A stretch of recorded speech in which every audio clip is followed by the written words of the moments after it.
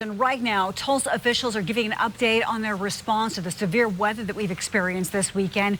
We take you to Tulsa City Hall live now to learn more about the situation. Tulsa Mayor G.T. Bynum is at the podium. Ready? Okay. Thank you very much. I'm G.T. Bynum, Mayor of the City of Tulsa. I want to start because I know a lot of folks that want to keep up to date on this may be working without power and have short batteries on your phone or whatever. So if you don't want to watch this whole press conference, you don't have to. We will be posting all the relevant information at the end of this on the City of Tulsa's social media feeds, and all of our local media stations will also have it provided. So if you want to save battery, you feel free to turn it off now, and you'll have it available in just about half an hour. I also want to address it. It's been interesting every time that we deal with one of these large-scale disasters here in Tulsa, at least in the time that I've been mayor. It is always like the natural course of business that after you get through kind of the first wave of things, that's when all the rumors start on social media. I had people reaching out to me today worried that we didn't have any power at our water treatment plants, so that we're going to have to issue a boil order. That would come as a surprise to the folks who work at our water treatment plants that processed 114 million gallons of water yesterday. It's a complete fabrication. I don't know why people make stuff up like this, but if you want real information, don't look in the comment section. Look on the City of Tulsa's social media feeds, or at your reputable local media outlets who do their fact-checking, unlike some folks who just spread nonsense in the comment sections.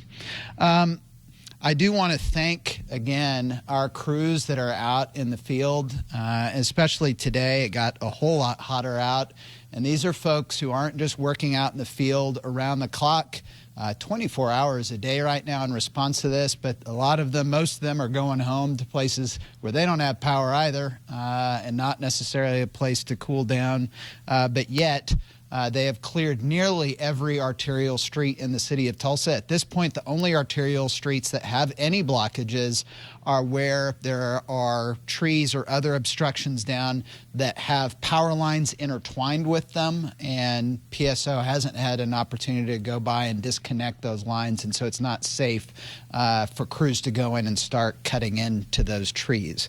But to my knowledge, that's 2 different locations in the entire city. Everything else in our main streets is cleared, and they've been working today throughout the city in neighborhood streets.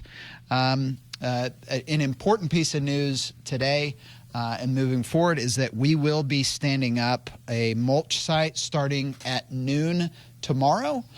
This is for anybody, whether it's you yourself, the green waste that you've developed, processed, if you will, at your home, or if there are commercial entities that are out cleaning up yards, you can take them to this space that we are standing up at East Latimer Street and North 89th East Avenue, starting at noon tomorrow. And again, that's at East Latimer Street and North 89th East Avenue. I want to thank the team at Tulsa International Airport for working with us on a pretty quick turnaround to get this space available.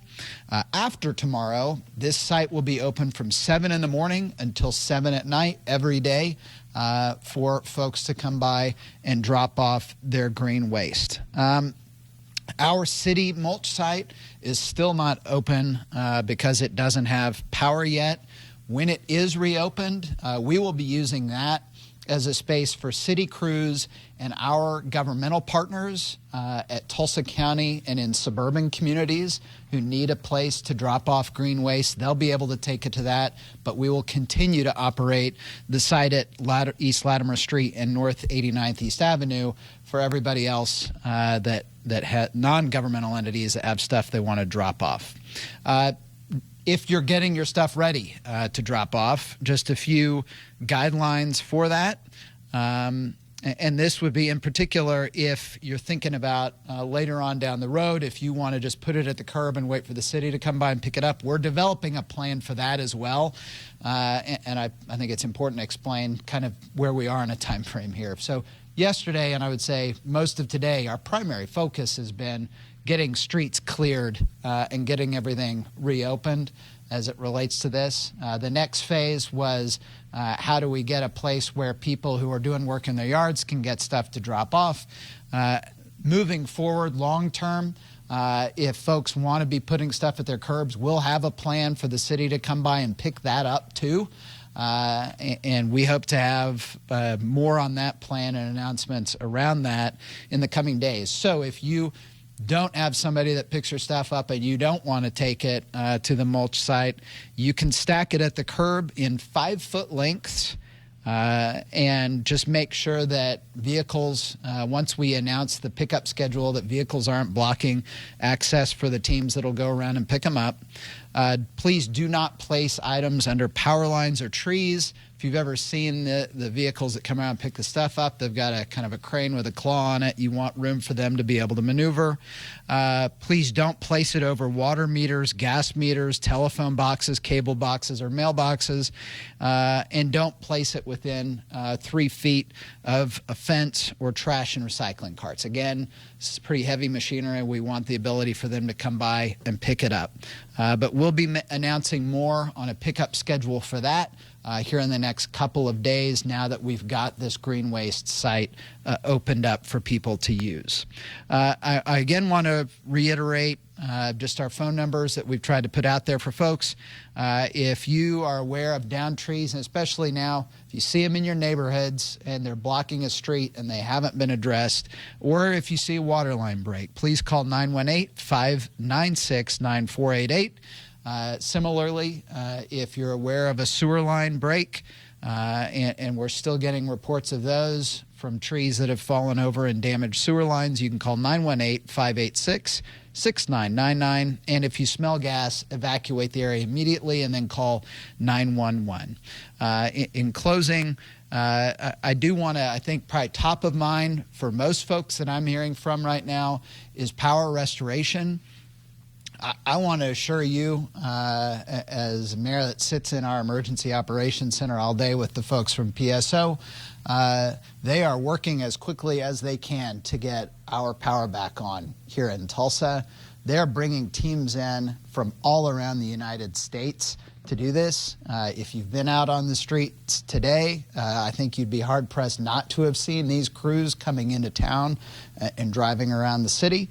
And I know I've heard from a lot of folks who I think saw the date that was announced, 5 p.m. on Saturday. That doesn't mean that there's a switch that's going to get flipped on at 5 o'clock on Saturday and everybody's power comes on. I think what they meant by that, and they can explain it more, but at least as I understand it, is they're going to restore people's power as quickly as they can.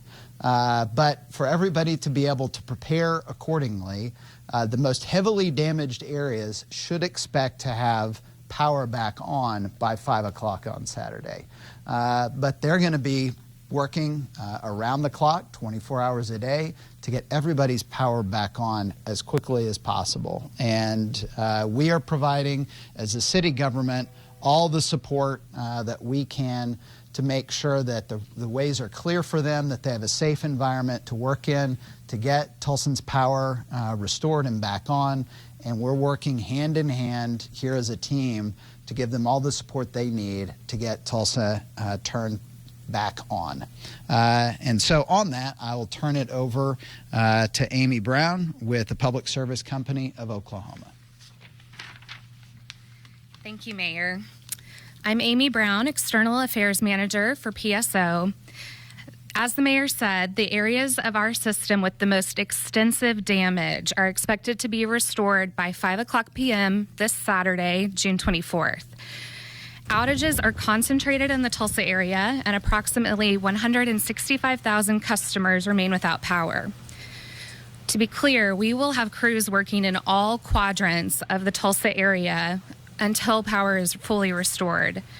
Today, PSO's initial 700 personnel have been joined by more than 2,700 line workers, foresters, assessors, and support personnel from as far away as New Jersey and Delaware. And we just want to say thank you to the Tulsa community for welcoming them and showing them how resilient we are as Tulsans.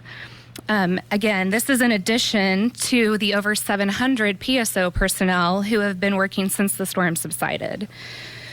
Our system had 14 transmission lines and 26 substations, which support the backbone of the grid impacted by the storm. We're also working to repair more than 700 broken poles, cross arms, and downed wires across the metro area. To be clear, this is the most significant restoration effort since the 2007 ice storm. PSO will continue to share the best available information as it becomes available. We strongly encourage you to sign up for alerts at your specific address by going to psoklahoma.com/alerts. This way, you will be notified by text or email as the estimated time of restoration for your specific address is updated based upon new information. You can also view updated restoration times at psoklahoma.com/outage map. PSO's phone center has increased staffing to reduce call waiting times. The call center has processed over 100,000 calls since midnight on Sunday.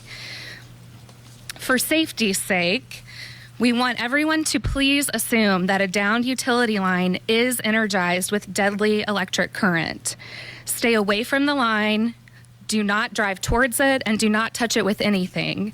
Please report down lines to PSO at 1-833-776-6884.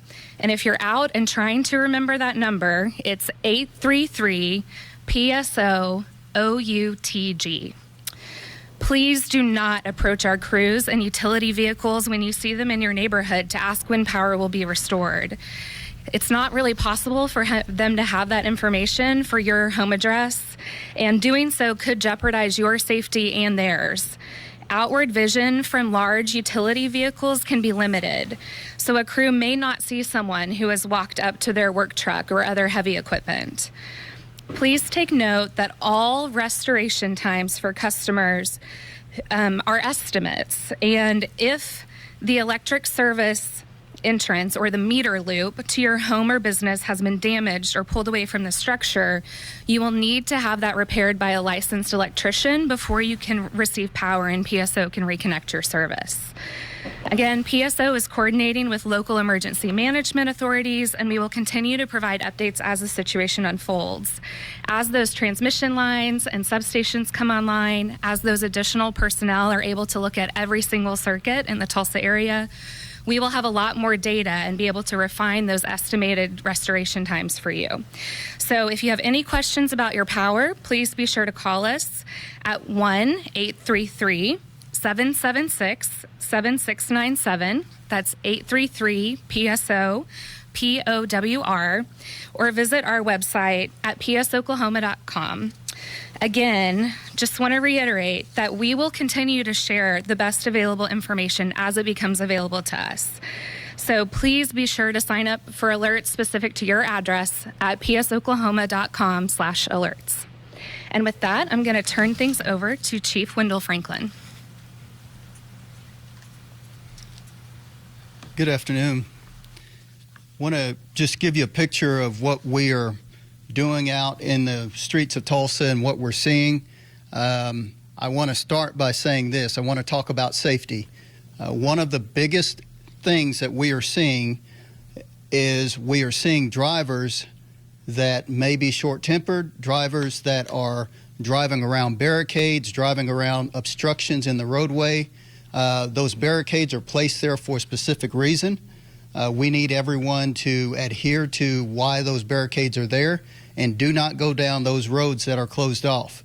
We have personnel working and introducing a vehicle into some of those areas is going to greatly complicate things. So do not drive around barricades that have been placed out in the roadway. Also, we are seeing a serious problem with individuals at the intersection. So those intersections that are no longer powered, those are to be treated as a four-way stop. That means everyone has to stop and do not roll through those intersections. We are seeing cars that just continually blow through those intersections as though they're not there. that's going to create collisions and create other traffic issues for us. So stop at those four-way stops, stop at those intersections, and exercise caution. For those of you that are unfamiliar with how to properly stop at a four-way intersection or a four-way stop sign, we made a video for you, and it's on our social media page on the Tulsa Police Facebook page. So you can go to that, watch that video, and it will show you exactly what you need to do at the four-way intersections. The police operations continue. We are operating on what we call a restricted response. That means that's sort of like slick streets. So we continue to operate in that restricted response mode so that we can be available for those higher level priority calls that are coming in. All of our operations continue as normal. Other than that, 911 continues to operate and function properly. Our calls are still coming in, and officers are still making response. That's going to continue today and into the overnight period. We have increased once again our patrol capabilities for tonight, so we will be increasing our patrols into the Tulsa area tonight as power continues to be an issue. The municipal lockup. Let's talk about the jail. The municipal jail remains closed at this moment. We are still trying to get the temperatures regulated. We don't have a time frame on when we're going to open that back up.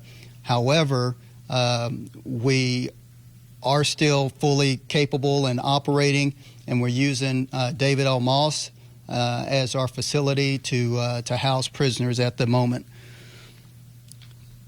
With that, the main police station, is experiencing high temperature issues as well as we continue to try and work to get that building cooled down. So we're trying to determine how we're going to operate tomorrow, and we're working with the leaders of the different departments that operate within the police facility, police main station, to determine what we're going to do tomorrow. One impacting component of that might be municipal court tomorrow morning and throughout the day tomorrow. I just want to remind everyone, this is not a sprint, this is a marathon. We are going to have to get through this together. We are making progress, and we need your patience. Patience is going to be the key to getting through this. Let's have cool heads. Let's not be as aggressive out there on the roadways, and let's give everyone a little bit of grace. I want to remind everyone to follow us for the latest information. You can get that using our social media platforms on Twitter for instantaneous updates, and in Facebook. And you can get that through the City of Tulsa as well as the Tulsa Police Department. And I also urge everyone to utilize the PSO website as well for outage information. With that, I'm going to turn it over to Fire Chief Michael Baker. Good afternoon. Michael Baker, Tulsa Fire Department. So, Tulsa Fire operations continue to be focused on ensuring that we have safe scenes for folks to work in. We have reduced the amount of call volume that has been associated with lines down calls. We are transitioning a little bit more to an emergency medical role to support EMSA, which Adam will talk about in a little bit. We are seeing an increase in certain calls, folks that are dealing with power-related issue in their healthcare conditions. So we today upstaffed our department with 4 additional units to help provide first response to these call volumes, so that we can assess these folks and either ensure that they're getting medical care quickly or referred to cooling stations and other resources to take care of their breathing equipment, oxygen generation equipment, et cetera. I want to thank the citizens of Tulsa that are enduring the heat and the power-related issues. As My concerns earlier in previous press conferences have been related to the use of candles and other home heating device or home lighting devices, and we have not seen a significant increase in structure fires. So thank you for being fire safe. Thank you for continuing to use flashlights and other non-flame based illumination. How's that? And so we appreciate that. We are seeing a few calls related to carbon monoxide, but nothing significant. And again, thank you so much for being fire aware during this period of time. To echo Chief Franklin, this is a marathon. We will be continuing to monitor the call demand for the department, especially as restoration occurs at the neighborhood level, to ensure that we don't have any issues with that problem. So we're monitoring that kind of as our next phase. So at this time, I'll turn it over to Adam Paluca with EMSA. Thank you, Chief Baker. I'm Adam Paluca, the Chief Public Affairs Officer for the EMSA system. I'm going to talk both about the EMSA response yesterday and today, and our concerns about potential heat-related illness calls with the high temperatures and many people being without power. On Sunday, yesterday, the EMSA Dispatch Center answered 1,068 calls for service. That is a 150% increase over our typical number of calls answered, which is usually around 400 for a Sunday in June. EMSA's response volume on Sunday was 448, and our transport volume was 287. Those are extraordinarily high numbers, likely record-breaking, but some of the data is still being analyzed. Volume for today looks a little bit less, which is good, but it's still higher than we would expect. Right now, the majority of the weather-related calls, as Chief Baker alluded to, are calls related to people without power or with dwindling power, and they rely on power for breathing assist machines, oxygen machines. If you are a patient with concerns, please first reach out to your doctor, explain the situation, and allow your doctor to tell you what to do. EMSA cannot fill up your oxygen tank. EMSA can only transport you to the hospital ER if you call 911. Also, family members should be proactively engaging with family members who have oxygen machines or breathing assist machines to determine what the best course of action is. Of course, if you have any underlying health conditions, any symptoms that are concerning, call 911 and EMSA, along with our first response partners, will respond. We have seen, as I said, that high call volume, so we've implemented some emergency callback incentives so that we can up our staffing numbers. Multiple shifts have been picked up for Tulsa today and tomorrow, and then we'll evaluate our staffing needs moving forward throughout the week. We've also reallocated some clinical educators, some of our paramedic students, so that they can be on ambulances responding to the community. We are working with our medical director and our partners to ensure we can respond to the needs of the community. And I just want to thank everybody for working together as a team. There's nothing Tulsa does better than respond to tough situations, and we've proven it time and time again. COVID, the 2019 flood, there's not a better city in America to respond to these kind of circumstances. I will probably be sending an email sometime today issuing our first heat alert of 2023 for the Tulsa area. We've already responded to 4 suspected heat-related illness calls in the Tulsa area today and have transported 2 patients to the hospital because of those symptoms. I'm recommending the following heat safety initiatives in conjunction with our clinical educators. These go for everybody in the community, but especially folks who do not have power at their home. First, wearing light-colored and loose-fitting clothing. That may make sense outside, but it makes even more sense if you're inside and you're in a little hot box of a house. No spandex, nothing that's tight and constricting. Limit alcohol or caffeine consumption. Really and truly, you should be drinking water or electrolyte replacement drinks. Those are going to help keep your body regulated temperature-wise and stay hydrated. As I said before, with those breathing assist and oxygen machines, you need to be checking on elderly friends and family, neighbors now. You need to make sure that they have a plan. You need to check on them. How do you feel? If they're disoriented, if they say they're feeling nauseous, if they say they feel achy, that's a warning sign that they're probably in the early stages of a heat-related illness. Also, pay attention to the messaging that we're sharing. Things may be changing. Those cooling stations, all of their locations, all of their hours. You want to make sure you're providing your family with the best possible information. And last but not least, I really want to encourage folks to utilize the cooling stations. That's why they're there. That's why we set them up. Nobody wants to be in this situation, but it's a lot better to be at a cooling station than to be in a hospital. So with that, I'm going to turn it over to Joe Kralichek from TEMA. Thank you. I'm Joe Kralichek. I'm the director of the Tulsa Area Emergency Management Agency. First, I wanted to reiterate what Adam said about the cooling stations. They are there to provide assistance during these times of crisis, and so we want to make sure that you're utilizing it. Fortunately, many of the residents have heeded that message, and we have seen a good usage of the cooling stations yesterday and today. With the extended heat tomorrow and the fact that heat indexes are going to be near 100, we want to make sure that everybody is fully aware of those. Additionally, we have opened additional cooling stations for use. Our current cooling stations are Tulsa County Social Services, the Salvation Army, John 3:16 Mission. The Hutcherson YMCA will be opening tomorrow, and that's located at 1120 East Pine. Reed Park at 4233 South Yukon. Lacey Park at 2134 North Madison, and the Case Community Center at 1050 North Wakaiwa Road in Sand Springs will all be open tomorrow from 8 a.m. to 8 p.m. for use. Additionally, we have a 24-hour shelter that is open at the Crosstown Church of Christ located at 3400 East Admiral.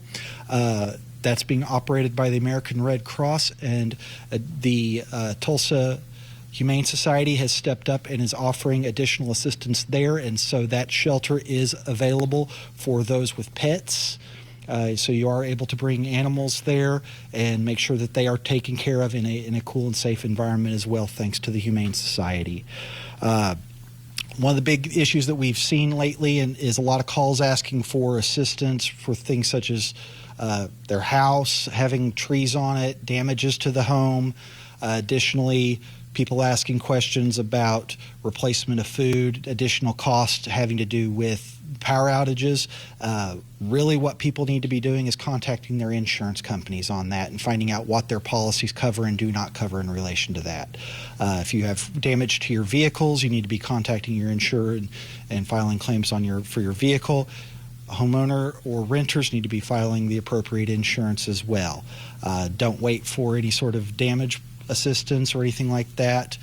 We have applied for assistance through the state as part of our damage process. We're hoping that the governor will assign for a declaration to declare an emergency for the state of Oklahoma, which is the next step in the process for seeking federal assistance. After that, it would then go to the president's desk, and he would make the determination as to whether or not we received a federal disaster declaration. And so we wanted to make sure that everybody is fully aware of the process. If you have the resources and capability to take care of yourself, we do want you to be able to take care of yourself and to go ahead and move forward, file your insurance claims. If you need assistance with cooling stations, please make sure that you're utilizing those. We have spaced them throughout the community. We are monitoring those. If need is increased, we will look at adding additional cooling stations throughout the week. At that time, we will open up for questions. Thank you. Since we're streaming live, we're going to be taking them on a microphone, so just raise your hand and Carson will come behind. Do you have any questions? I have a question. So I'm sure if any of you all have driven by a gas station, you've noticed that there are tons of people there, or some of the gas stations are out of gas. Is that a concern of the cities? Do we think that we're going to run out of fuel, diesel, anything like that? The supply of fuel to customers in the city is a definite concern for us. We're in contact today with the teams at both Holly and Magellan to find out what we can be doing to support them getting their operations back up and running, which are the primary sources of fuel to our community. They are working with both PSO and the Oklahoma Department of Environmental Quality to get everything back up and running. And We were communicating with them as recently as about 10 minutes before we started this press conference just to see what they need to get everything restored. I also know that PSO, not to speak for them, but they've reached out to Quick Trip in particular to make sure that if there's anything they need from PSO's standpoint to get power restored to some of their stores that are out, that it's restored. So it's a definite concern for us. I think it's something that is largely out of our control as a city government, but it's because it's so heavily regulated by the state. But we're doing everything we can to communicate with state authorities and state agencies to get that expedited and restored. And just a follow-up question to that, has the fuel shortage impacted the city's services or, anything like that? It is not, the fuel shortages or potential fuel shortage has not impacted our service to date. It's more that we see that fuel is not coming back in at the rate that it's going out, and so it is a concern over the next several days if it isn't addressed. And that's why we've been working proactively to reach out to both state agencies and to the major fuel providers for our community to see what they need and how we can help them get their capacity restored. But it is not impacting our ability to do our work right now. Okay, thank you, Mayor. Hi. We've seen that there's been at least one burglary of a business that didn't have power. Just wondering, what are you doing to try to protect businesses, or do you have a message for business owners? What can they do? I need to repeat that. Okay. Yeah, we did have a few commercial burglaries last night. I told you about yesterday our increase in our officers out on patrol. We're doing that again tonight. We believe that did have an impact, and we were able to make an arrest on that. That individual may be responsible for other burglaries that occurred last night. Detectives will work that backwards and see if that is indeed the case. Again, we are going to focus tonight on those same businesses, those areas of town that are vulnerable.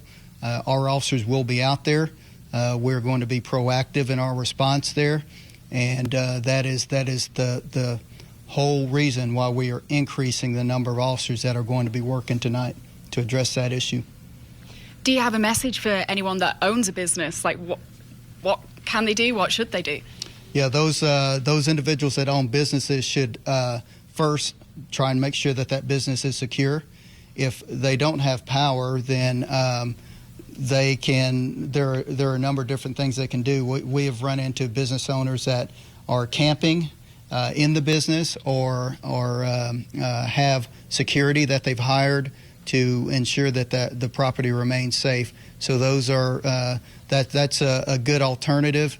But also, again, we are focused on those businesses, and our officers will be out. And the message to criminals, I guess, would be we do have a jail to take you to. So if you want to go out and try your luck, then we'll be there and we'll take you to David L. Moss. Any other questions? So I just wanted to talk briefly a little bit more about helping elderly people, specifically, in apartment complexes. I know I live in an apartment complex with 32 floors, and the elevators were out for a couple of days. So for individuals who maybe can't go down the stairs, I struggled myself, how do we care for those individuals, especially when there's lights that are out in the stairwells?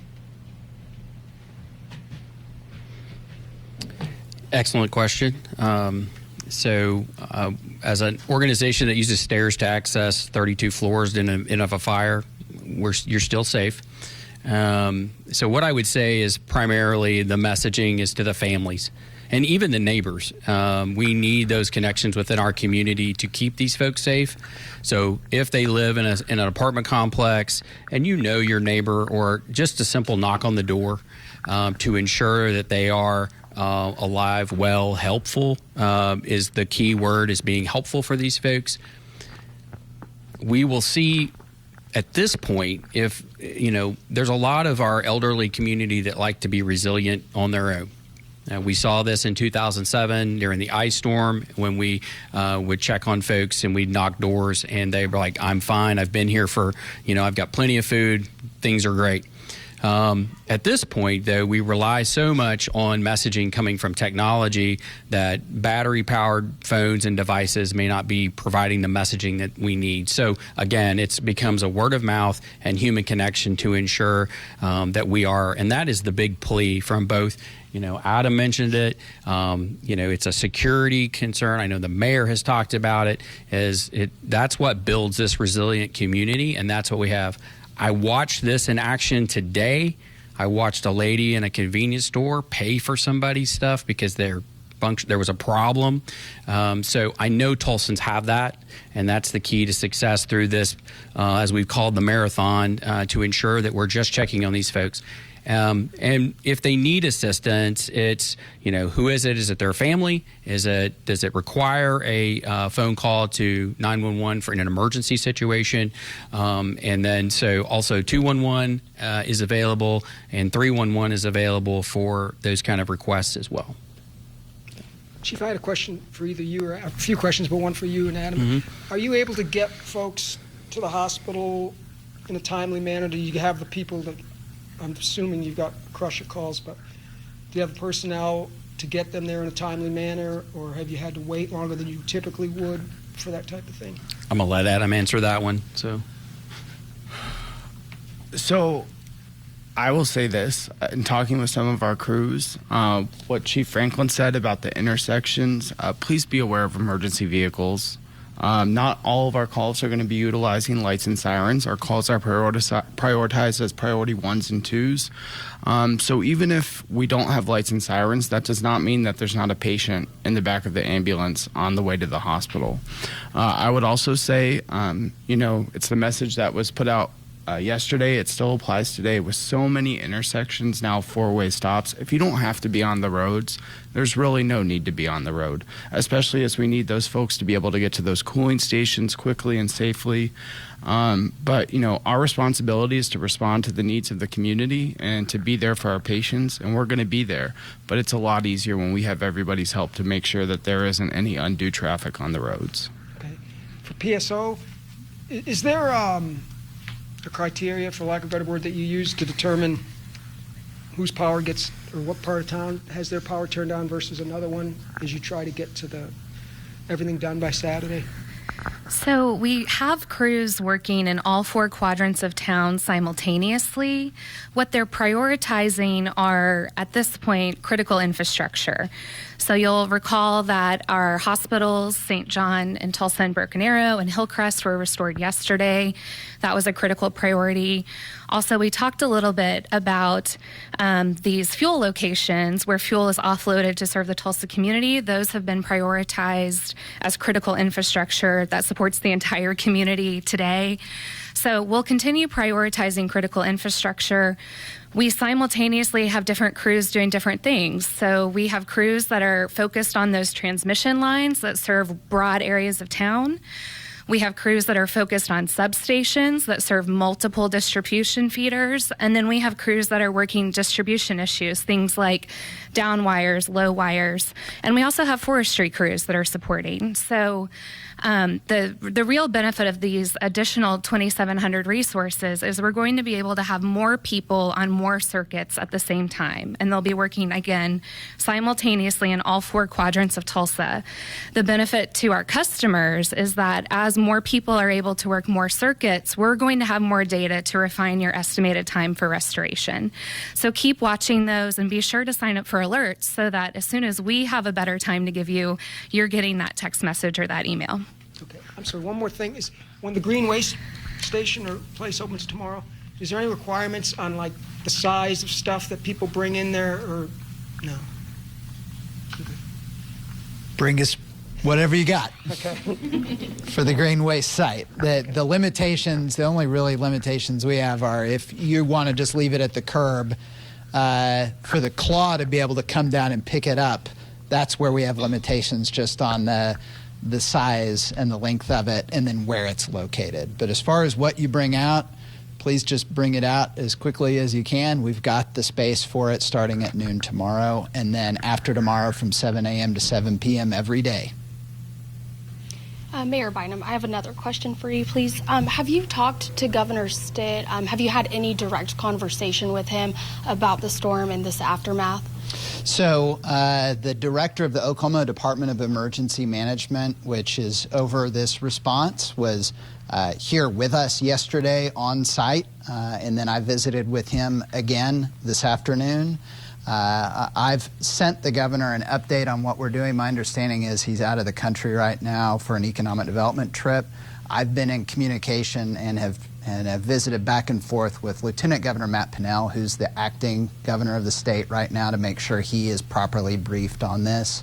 And I think, as Mr. Krall mentioned, we've provided them all the material they need for the declaration of an emergency, and we're hopeful to have that any day now. Any last questions?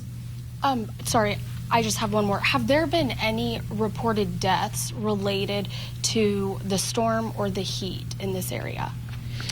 So my understanding is that I think we have had one reported death from an individual, and I believe the circumstance was that their power was out, and it's one of these instances that Chief Baker's talked about where they were reliant on a respirator and it didn't have power.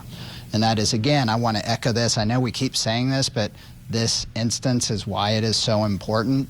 If you have a loved one that is reliant on medical equipment, or if you have a neighbor that you know that's reliant on it and they don't have power, please go check on them and make sure that they've got what they need. And then we have provided charging stations for people that they can take their medical equipment to charge it up as well.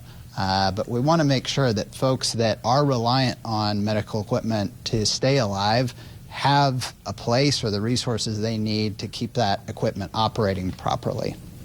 Last question. Do you have any advice for drivers making their way into the city tomorrow? Obviously, the traffic is probably going to step up a little bit after the holiday. My advice to drivers, and I'm going to take it myself, is to go watch the Tulsa Police Department video on how to use four-way stops.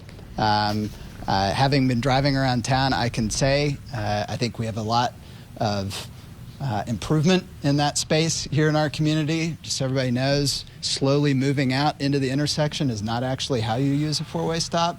There is a strategy behind it. So I'm very grateful for the police department establishing that video. That seems to be the biggest problem, that I think folks pull up and don't know what to do, and everyone just starts driving into the middle of the intersection, and that gums things up tremendously, and that gets people aggravated.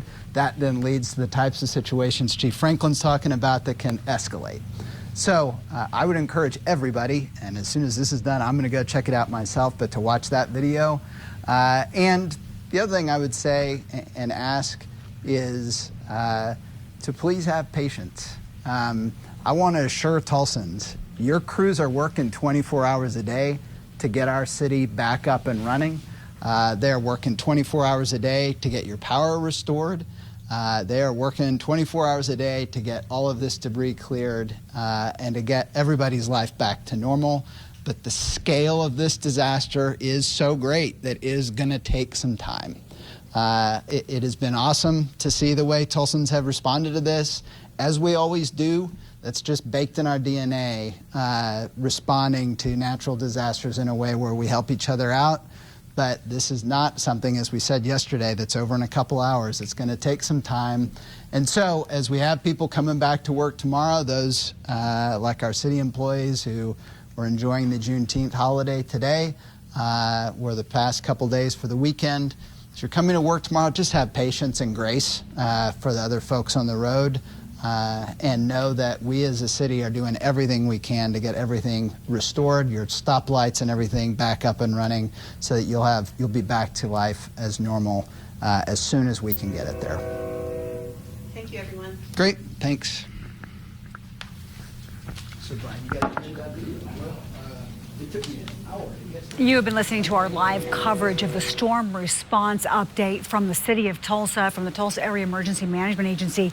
Just in the last few minutes, Mayor G.T. Bynum confirming that we have lost one individual who died during the aftermath of this storm. Apparently, the power outage shutting down their respirator, and they passed away. So we will find out more information on that.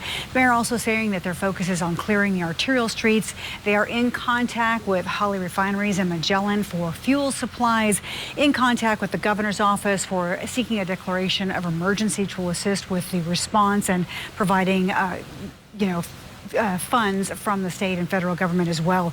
Also that they have started a new mulch site at East Latimer and North 89th East Avenue. That opens tomorrow if you would like to take your tree limbs and greenways to that site. The normal one for the city of Tulsa is closed due to the power outage, and they are working on a residential pickup plan for that. PSO reporting 165,000 of its customers still do not have any power. Their crews are working in all quadrants of the city, and they have brought in over 2,700 crews from all across the country, especially as far as New Jersey and Delaware coming here. Now, they did offer an interesting thing. You can sign up on psoklahoma.org. That's psoklahoma.org, and you can get a text message to your address for when they are going to restore power to your home. So you can find out that on psoklahoma.org. Tulsa Police Chief Franklin saying drivers are ignoring the barricades. He's warning them not to do that. Also concerns with four-way stops. They've put together a video. You heard the mayor reference that. They're put a video together so people could be reminded of the best way to pass through these stop signs where the power has shut down the light systems. And also he's saying that they are increasing patrols and that criminals, we have a jail and we'll be happy to take you there. EMSA warning that they are going to issue a heat alert today with all of these tens of thousands of Oklahomans who do not have any power in the Tulsa metro area, that they are going to issue a heat alert, so be very, very cautious. Remember that those cooling stations, Adam Palooka saying it's better to be in a cooling station than in the hospital, so take advantage. They have multiple cooling stations set up in multiple cities in the Tulsa metro. Tulsa Fire Department shifting to emergency medical response to assist EMSA as well. And all of this, they're saying they have charging stations and cooling stations set up. Now, we have those lists for you on our website, kjrh.com. It's also on our Facebook pages and our Twitter accounts as well. So go ahead and check those. Our app is also another resource for you. So be careful out there. We're right here with you. It's 87 degrees in the studio right now where I'm looking over at the temperature gauge. So we know what it feels like. Our power out is out as well, and we are running on generators, doing the best we can to get through this. So again, as the mayor and the chief are saying, be patient. Working together, we will all get through this. Look for our live coverage tonight at 5, 6, 6:30, and 10 p.m. And of course, always online and on our streaming.